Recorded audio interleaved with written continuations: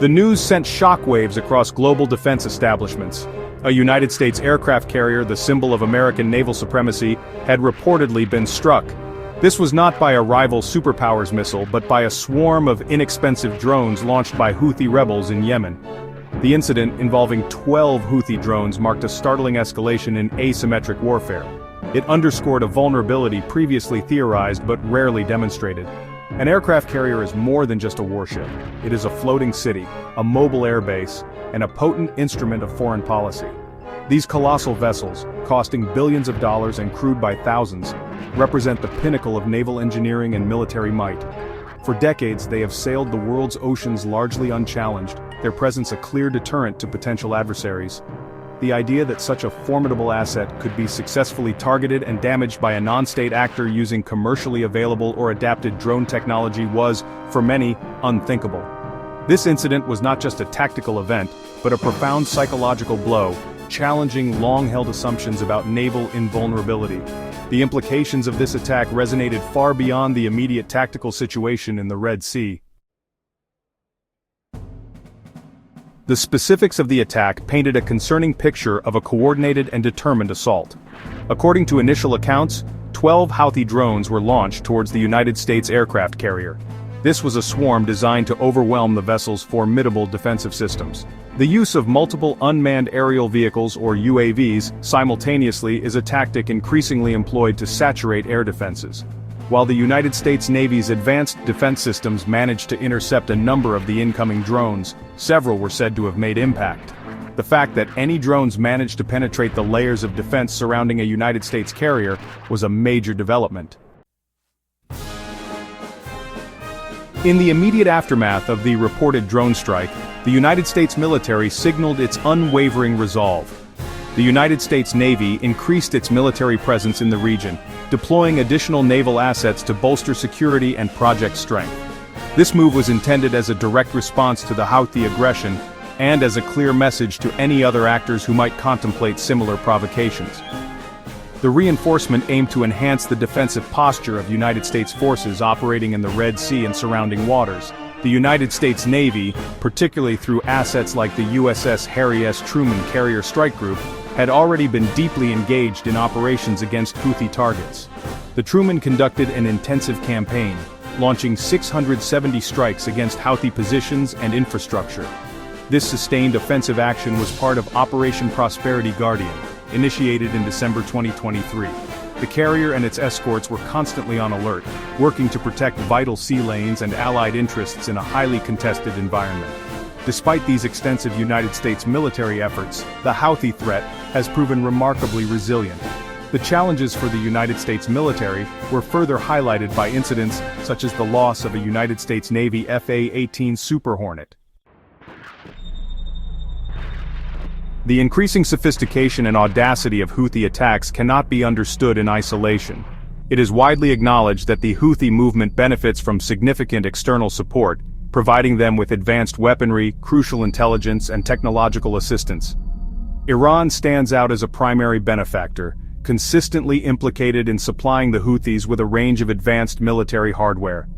This support reportedly includes components for ballistic missiles, sophisticated drones, and other military-grade equipment. Beyond direct weapon supplies, technological assistance from other global players has also reportedly bolstered Houthi capabilities. Entities linked to China have been identified as providing support that enhances the Houthis' targeting abilities. Russia has also been accused of contributing to the Houthis' operational capacity by providing targeting data and military intelligence. The convergence of support from Iran and technological or intelligence assistance from entities linked to China and Russia highlights a complex geopolitical dynamic. The alleged drone strike on a United States aircraft carrier sent immediate tremors through the international community. U.S. allies were quick to condemn the attack, expressing solidarity and concern over the escalation of Houthi aggression. Conversely, some other nations called for restraint from all parties wary of a larger conflagration. This event has inevitably forced a reassessment of the perceived invincibility of U.S. naval power. The ability of a relatively unsophisticated adversary like the Houthis to successfully land drones on such a vessel raises uncomfortable questions about the vulnerability of these high-value assets. The attack underscores the urgent need to accelerate the development and deployment of more effective counter-drone technologies and tactics. It may also necessitate a re-evaluation of how carrier strike groups operate in contested littoral environments. The incident serves as a practical demonstration that the technological edge once enjoyed by major military powers is narrowing. More broadly, the Houthi drone strike sends a potent message to other non-state actors and potentially to rival state powers. It demonstrates that even the most powerful military forces are not immune to harassment and damage from determined asymmetrically equipped adversaries. The incident contributes to a more complex and unpredictable global security landscape. The reported Houthi drone attack on a United States aircraft carrier serves as a stark lesson in the realities of modern asymmetrical warfare. It vividly illustrates how relatively inexpensive and accessible technologies can pose a significant threat to even the most advanced military platforms. The era where naval dominance was solely determined by the size and firepower of capital ships is being challenged by the proliferation of unmanned systems. Consequently, there is an immediate need for navies worldwide to enhance their drone defense systems and develop new operational doctrines. This involves investing in a multi-layered defense approach that includes improved detection capabilities, advanced electronic warfare systems, directed energy weapons, and more effective kinetic interceptors. The potential impact on future naval design and deployment strategies could also be substantial. Warships may need to incorporate dedicated anti-drone suites from the design phase. Beyond technological solutions, intelligence gathering and the disruption of support networks for groups like the Houthis become even more critical. The Houthi drone strike incident underscores the increasing complexity of international relations and maritime security. We are witnessing a period where non-state actors, often backed by state sponsors, can wield disruptive capabilities.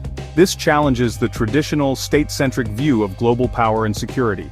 Navigating this environment requires a blend of military preparedness, diplomatic ingenuity, and a clear understanding of the interconnectedness of global events.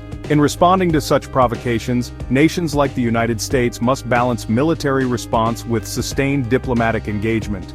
Addressing the threat posed by technologically empowered non-state actors necessitates enhanced international cooperation. Sharing intelligence, coordinating on sanctions, and conducting joint maritime security operations are all vital components of a collective response. The future of maritime security will be defined by constant adaptation and a commitment to addressing complex threats through a combination of strength, diplomacy, and international partnership.